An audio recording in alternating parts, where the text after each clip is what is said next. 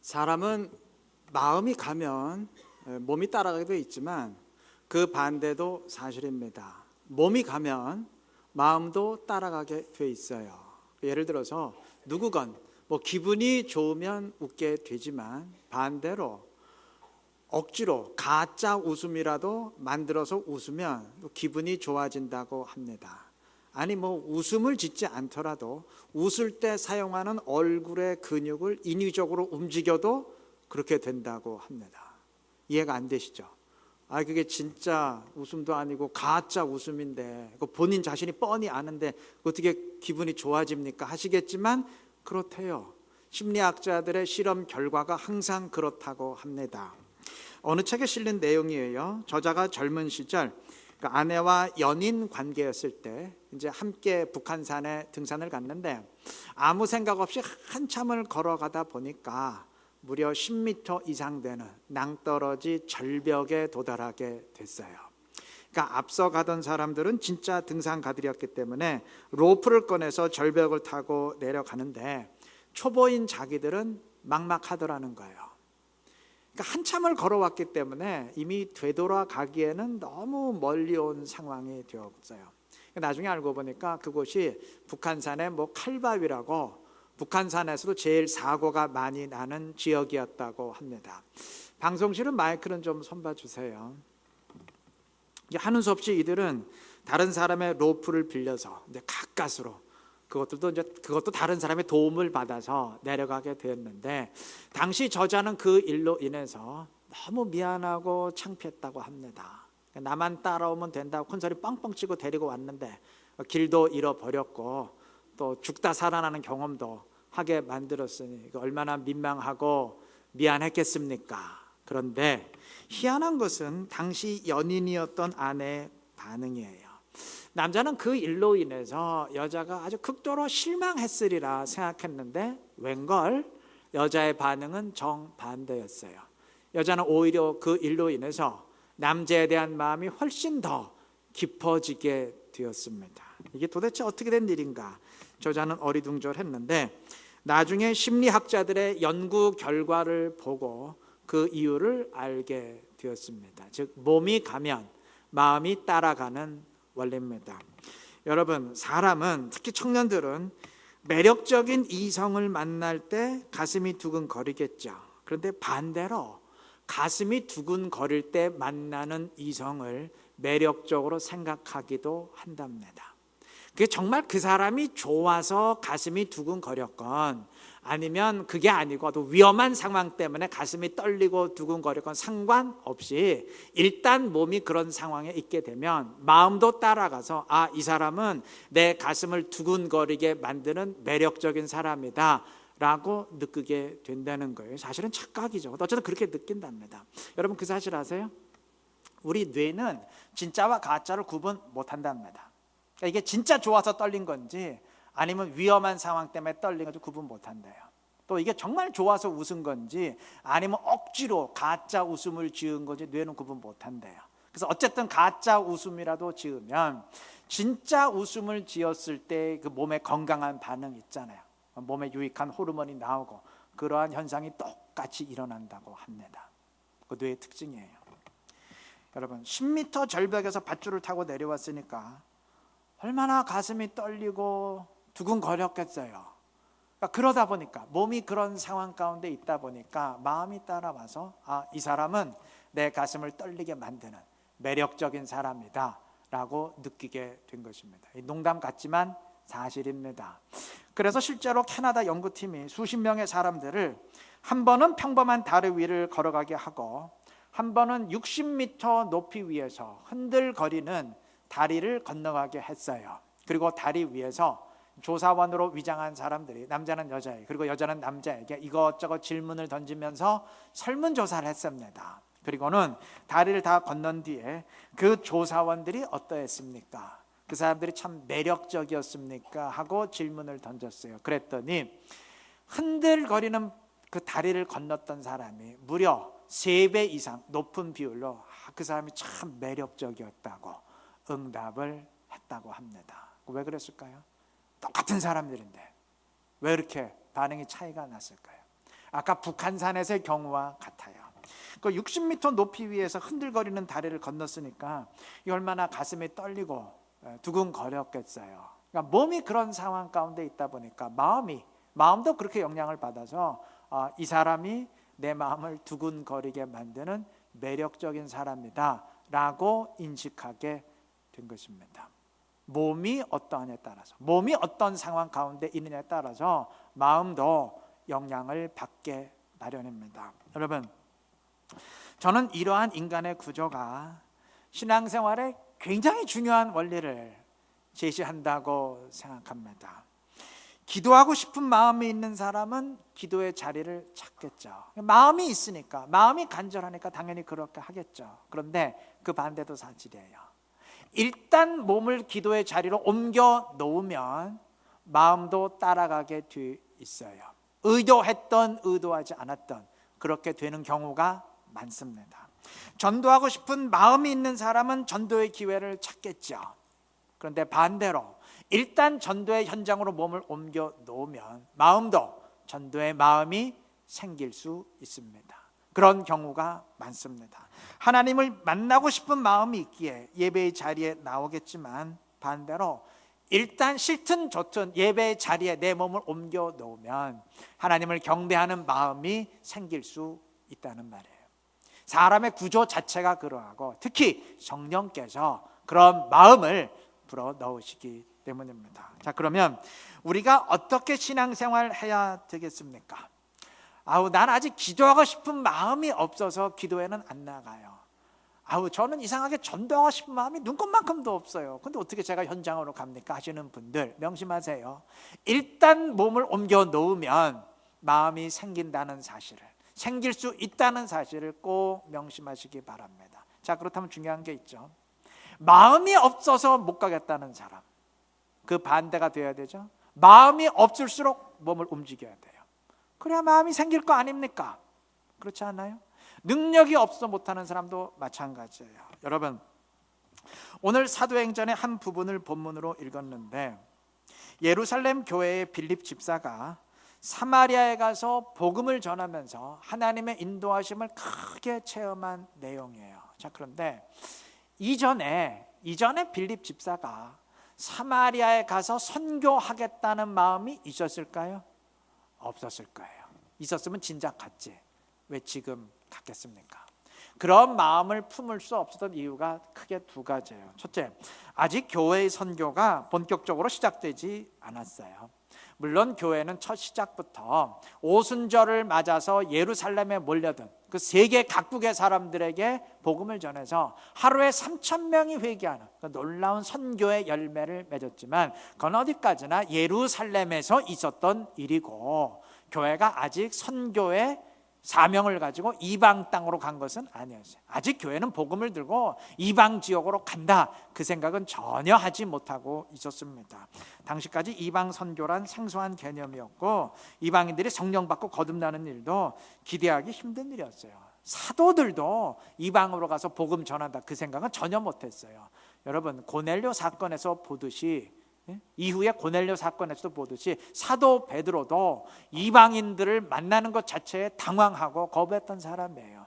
근데 무슨 빌립 집사가 선교의 개념을 가지고 있었겠습니까? 그리고 또 하나의 이유는 당시 유대와 사마리아는 아주 서로 극도로 혐오하면서 상종도 안 하는 사이였어요.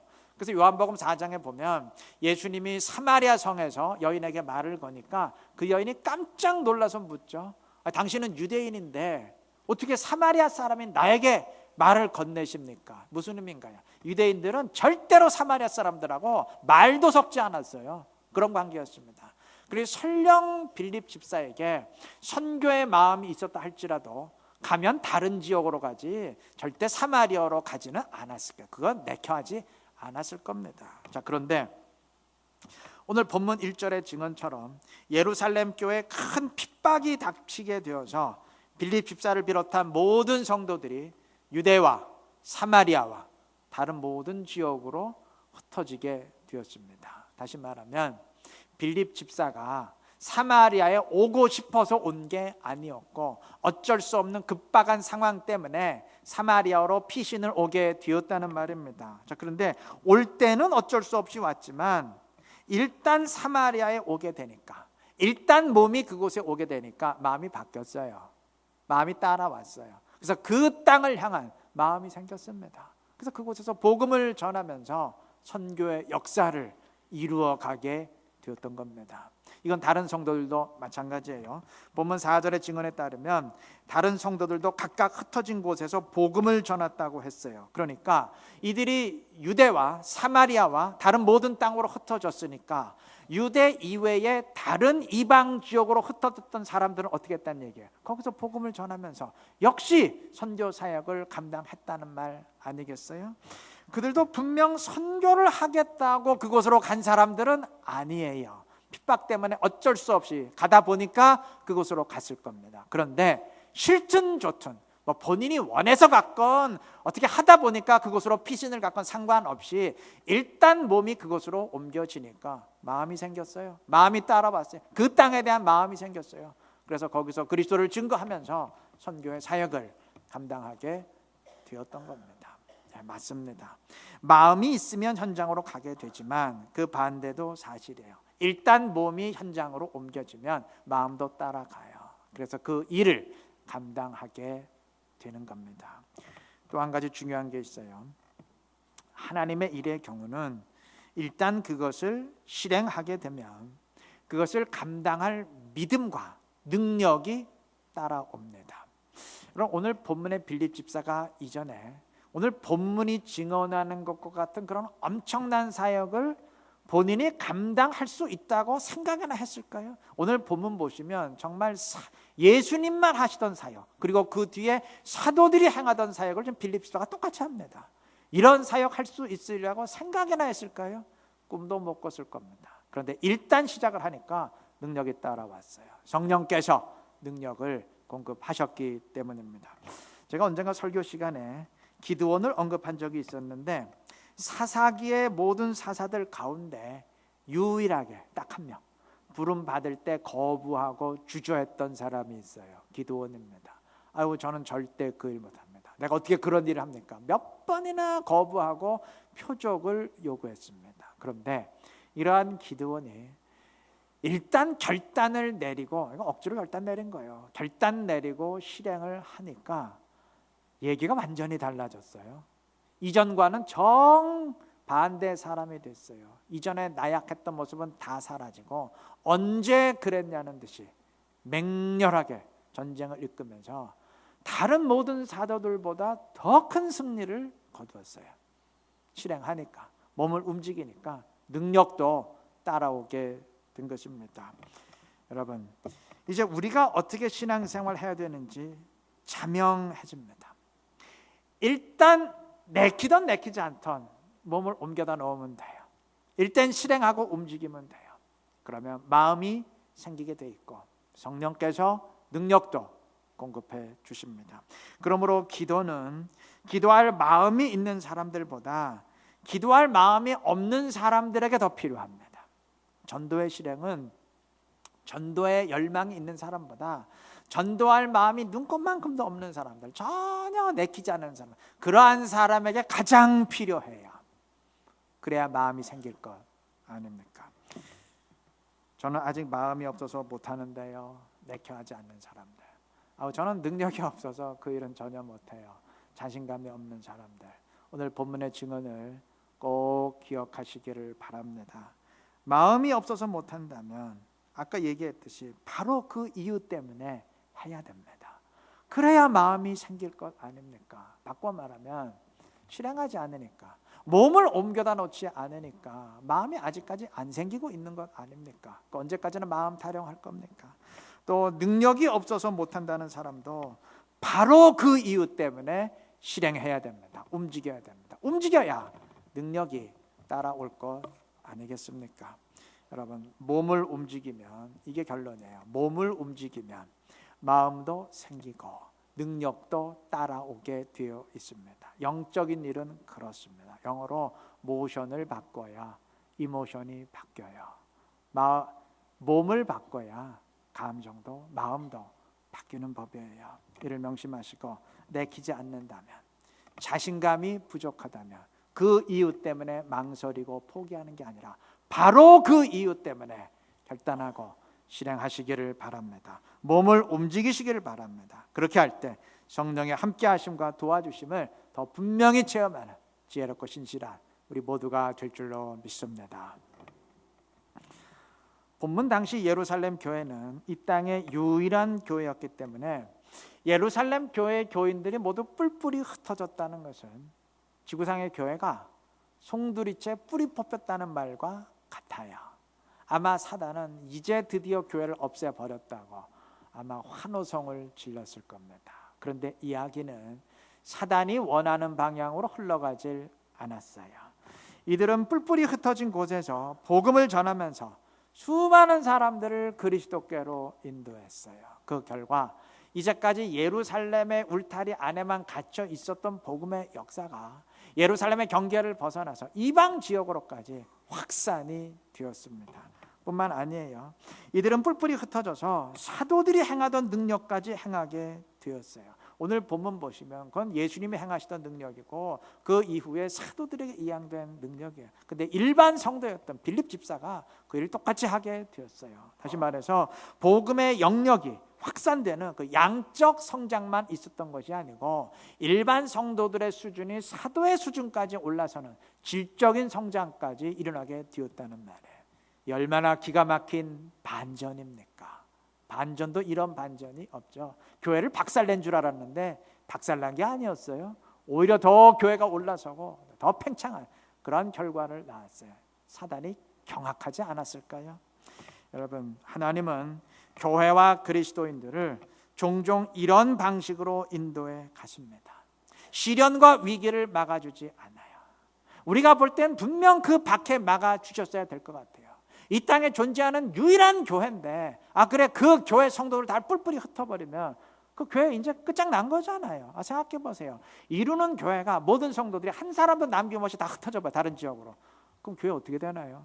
이제 교회 끝장났다 여길 것 아닙니까? 그런데 그 박해를 하나님이 막아주지 않았어요. 오히려 시련과 위기를 통과하게 만들었어요. 그 대신 그 시련과 위기 때문에 무너지는 게 아니고 그것으로 인해서 더 성장하고 더 한 단계 올라서는 영적인 반전을 이루기를 원하셨습니다. 하나님은 그렇게 인도하십니다. 찬송가 가사처럼 풍랑 때문에 좌초되는 게 아니고 이 풍랑으로 인하여 더 빨리 갑니다. 그 역사를 이루게 되기를 원하십니다. 주님이 그것을 원하신다면, 그렇게 인도하신다면 우리 역시 그런 신앙을 지녀야 될 줄로 믿습니다. 우상 문화만 있는 이방 땅에서 그 거센 영적 공격에 무너지고 함몰당하는 대신 오히려 더 견고한 신앙으로 거듭났던 에스라와 느헤미야와 다니엘의 신앙이 그랬습니다. 요셉의 신앙이 그러했습니다. 주변의 이방 세력들이 끊임없이 공격하며 회방했지만 그렇다고 성벽 공사를 포기하고 주저했던 것이 아니고 오히려 그럴수록 더 열정적으로 공사를 진행시켰던 느헤미야와 백성들의 믿음이 그러했습니다. 영적 시련이 거세면 거셀수록 이들의 신앙이 더 견고해졌어요. 이들에게 영적 시련은 걸림돌이 아니고 디딤돌이었기 때문입니다. 권투 선수들의 철칙 가운데 하나는 맞을 때 반드시 눈을 뜨는 것이라고 합니다. 아무리 무수한 펀치를 맞아도 반드시 눈을 떠야 방어와 반격이 가능하지, 맞는다고 눈을 감아버리면 그냥 그대로 KO패로 끝난다고 합니다. 영적인 원리도 그래요. 아무리 사단이 강하게 공격한다 할지라도 그리스도인들은 반드시 눈을 떠야 됩니다. 어떤 영적 시련과 위기의 순간에도 반드시 눈을 떠야 돼요. 믿음의 눈을 뜨고 영적인 눈을 떠야 됩니다. 그래서 힘든 상황 가운데서도 나와 함께 하시는 주님을 반드시 보아야 됩니다. 그 힘든 상황을 통해서 오히려 더 한 단계 성장하게 만드시는, 그렇게 인도해 가시는 주님의 손길을 반드시 깨닫고 보아야 됩니다.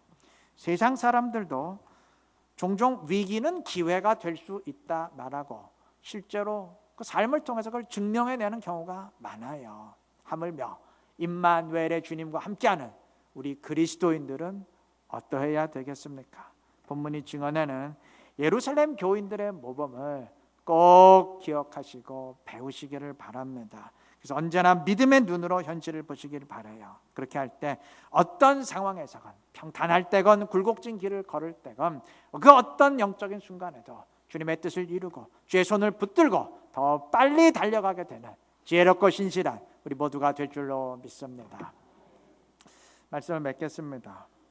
오늘 본문에서 교인들이 흩어져서 선교의 역사를 이루게 되었을 때 아마 사도들도 깜짝 놀라고 일반 교인들도 깜짝 놀랐을 거예요. 당연하죠.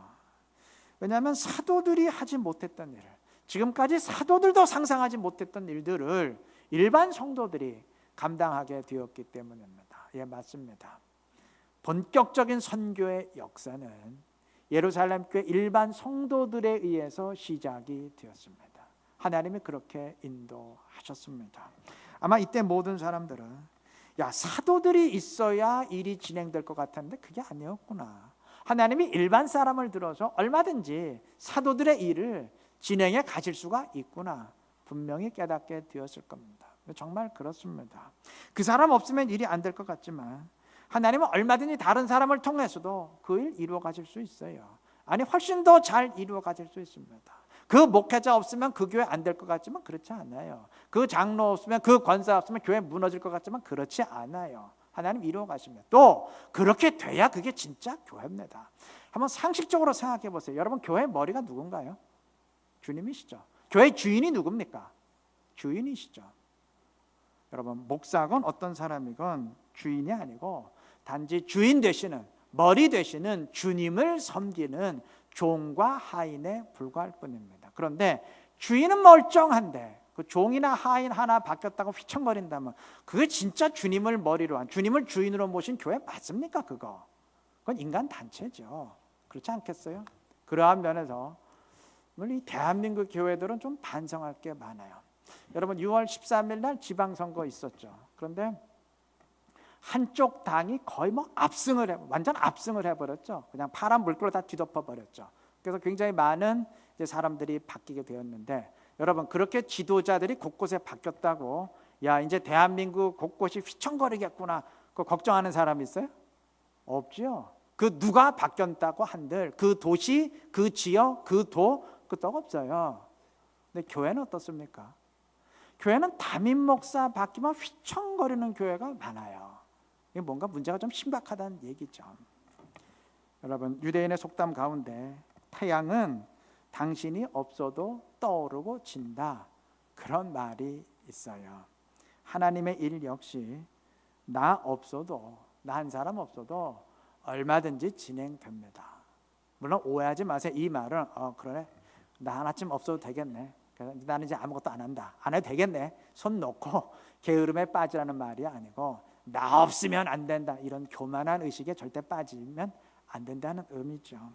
날마다 거울을 보면서 거울아 거울아 누가 제일 예쁘니, 물론 이 백설공주 계모와 같은 사람 돼서는 안 돼요.